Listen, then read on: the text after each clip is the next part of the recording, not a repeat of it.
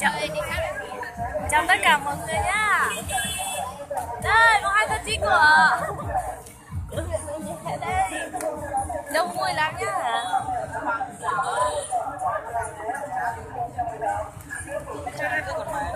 Nào,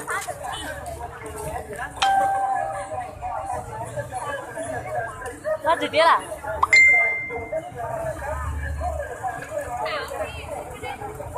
Đội từ thiện của huyện Mường Nhé. Đẹp trai xinh gái.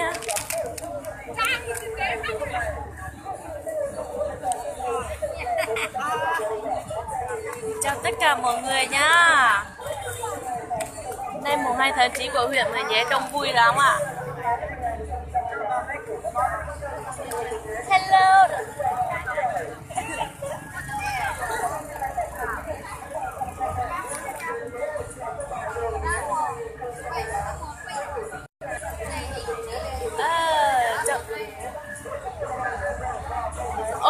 Họ vẫn chưa mang bánh mì lên à? Mường Nhé đấy nhá.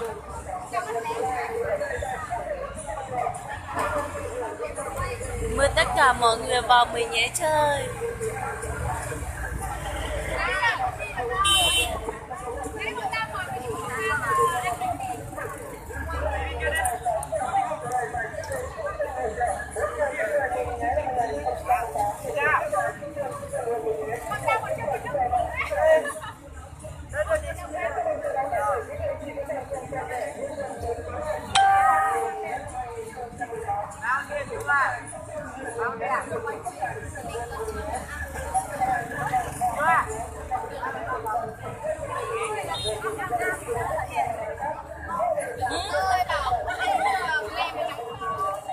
Hello, chào tất cả mọi người. Đây, chúng bạn cùng nhau đi nha. Xin chào chào tất cả mọi người nha. Mày chụp ảnh điện thoại pin rồi. Sớm thôi.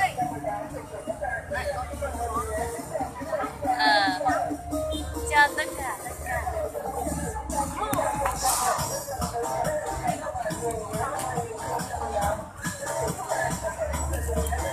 Mọi người vào Mường Nhé chưa? Đi chơi chưa? Kìa, tụi chúng ta làm gì? Hả?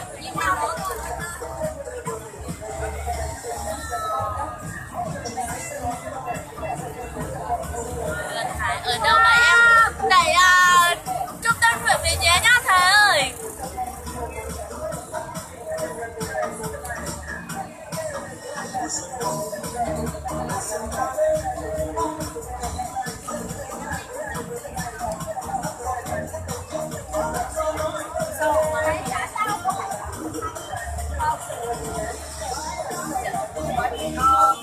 Chào tất cả mọi người nha. Hết bánh rồi. Quay lại nha. Anh ơi, chị quay lại nha. Có nước quay lại. Có nước uống của đi đây.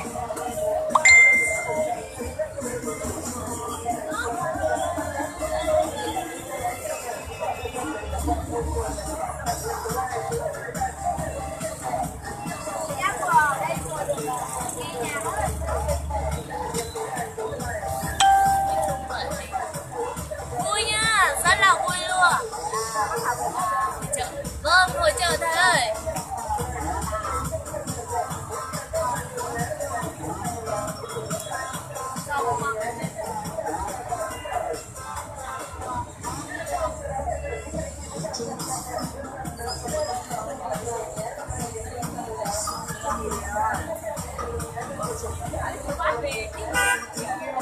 Vâng, về rồi mấy kia.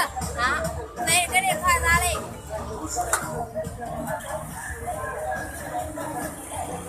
Đây, mọi người, mời tất cả mọi người lên Mường Nhé chơi nha. Mường Nhé hôm nay vui lắm ạ.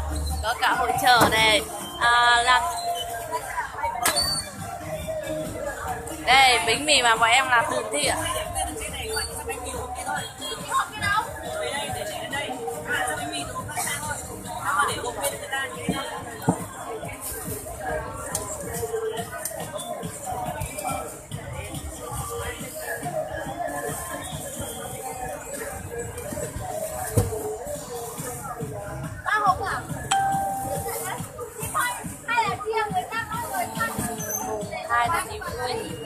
đi chơi cùng với được nhá, anh lên nhé. Dạ vâng, anh lên đi hả?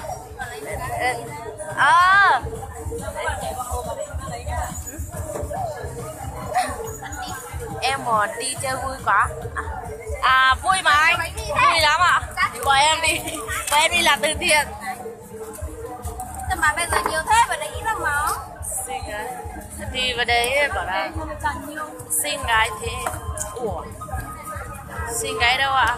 Đây, tôi gái xinh nữa đây. Nó bỏ 2k linh một.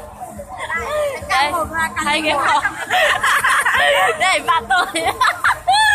Bạn thân nữa đây.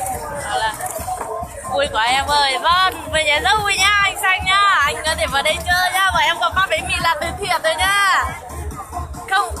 Không ngại là ra không có tiền nhá.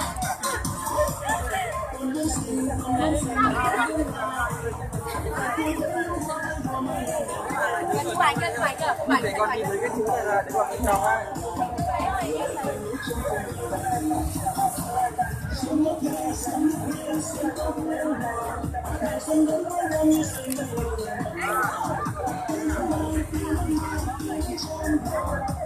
Anh đói quá rồi. Vâng, bọn em có thể chia sẻ đây nhá. Ăn thì bọn em cho nữa này.